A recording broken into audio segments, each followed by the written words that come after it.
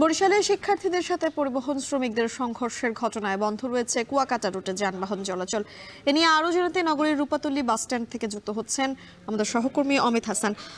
অমিত, একটু জানাবেন, পরিবহন মালিক, শ্রমিক ও শিক্ষার্থীদের মধ্যে ত্রিপক্ষীয় বৈঠক থেকে কোনো সমাধান আসার সম্ভাবনা রয়েছে কিনা?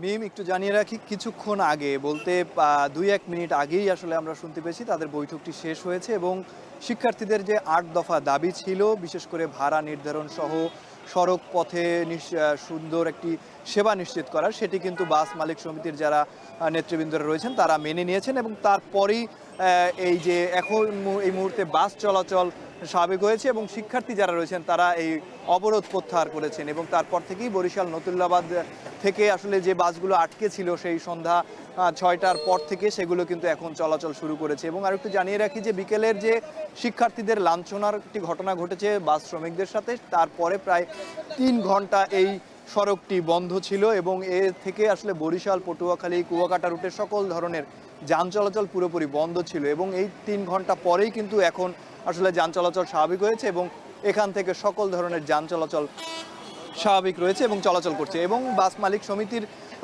যারা রয়েছেন তারা শিক্ষার্থীদের দাবি মেনে নেওয়ার পরে কিন্তু তারা আসলে অবরোধটি প্রত্যাহার করেছে এবং যিনি বিএম কলেজের অধ্যক্ষ রয়েছেন তিনি আমাদেরকে জানিয়েছেন যে শিক্ষার্থীদের যে দাবিগুলো ছিল সেগুলো বাস মালিক সমিতিরা বাস্তবায়ন ইতিমধ্যে করে ফেলেছে এবং আইডি কার্ড দেখালেই আসলে এই রুটে যারা চলাচল করবে শিক্ষার্থীরা তারা কিন্তু অর্ধেক ভাড়া দিয়ে আসলে চলাচল করতে পারবে বলে জানিয়েছেন।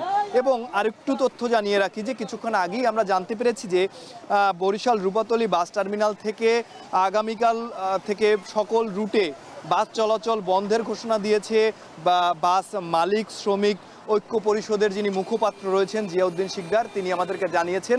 এবং এই রুটে আসলে যে বাস ভাঙচুরের ঘটনা ঘটেছে এবং নিরাপত্তার